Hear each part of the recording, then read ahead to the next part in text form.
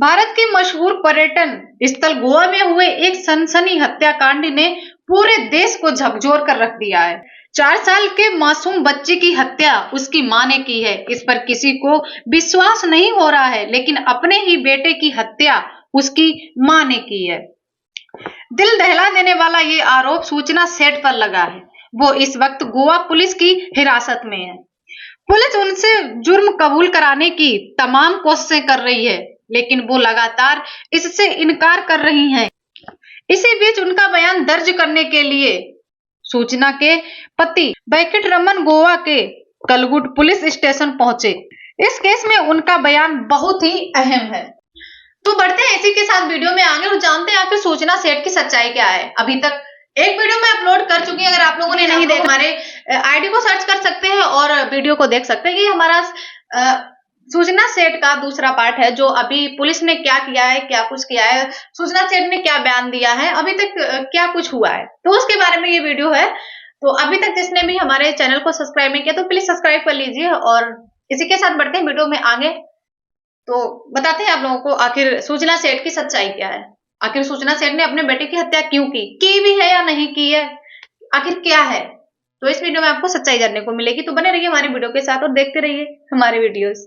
इस murder case में एक अहम जानकारी ये भी सामने आ रही है कि हत्यारोपी AI एक्सपर्ट सूचना सेट अपने मासूम बच्चे उसके शव के साथ 15 से 18 घंटे तक सर्विस अपार्टमेंट के कमरे में मौजूद रही थी। जानकारी के मुताबिक यहाँ चेक इन करने के करीब 1.5 घंटे बाद 7 तारीख की रात 1 से 2 बजे के बीच बच्चे की हत्या की गई थी। इसके बाद 7 और 8 तारीख के दरमियान रात करीब 12 बजे के बाद सूचना ने अपना अपार्टमेंट छोड़ा था।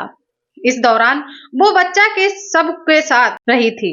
पुलिस ने जब उससे पूछताछ की, वो बच्चे के शव को बैग में रखकर बेंगलुरु क्यों ले जा रही थी, तो उसने जवाब दिया, सिर्फ इतना कहा कि वह चाहती थी कि उसका बेटा उसके बेंगलुरु स्थित घर में उसके साथ ही रहे।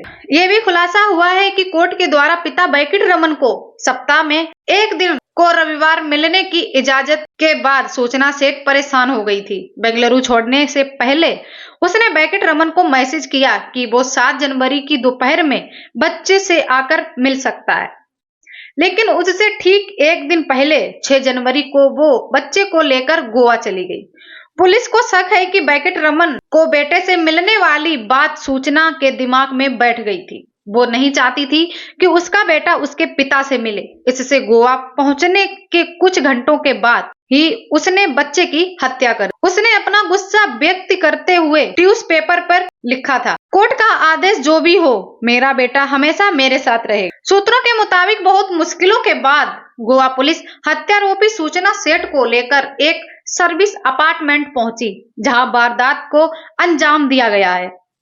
यहाँ आने के लिए वो तैयार ही नहीं हो रही थी।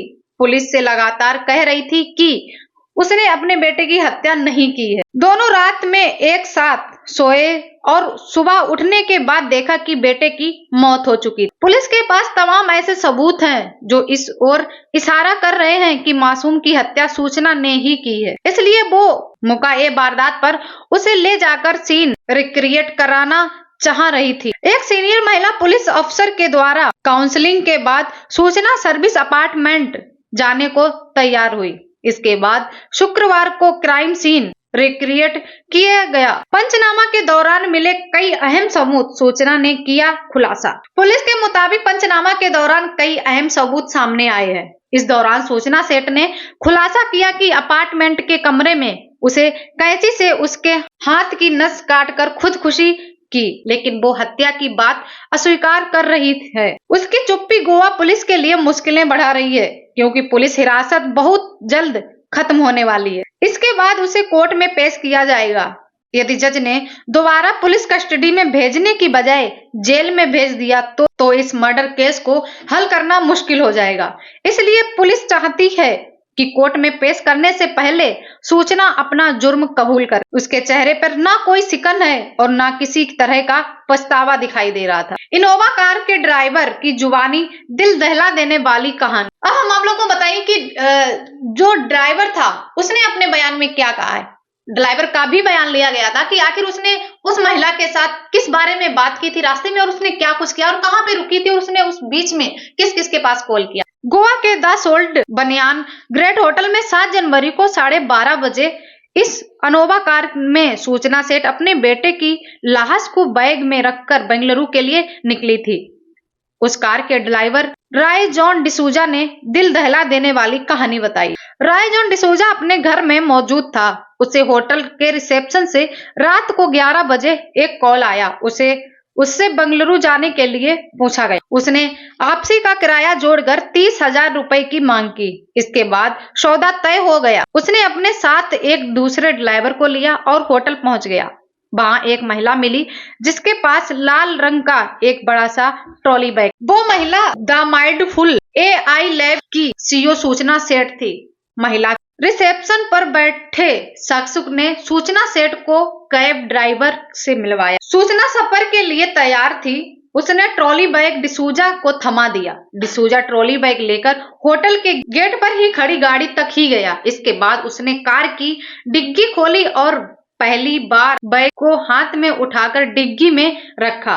तभी उसे एहसास हुआ कि बैग में कुछ ज्यादा ही भारी सामान, लेकिन इसके बारे में ज्यादा नहीं सोचा। सूचना सेठ ड्राइवर के पीछे वाली सीट पर बाईं तरफ बैठ गई, जबकि डिसूजा का साथी ड्राइवर आगे ड्राइवर की बराबर वाली सीट पर बैठ गया।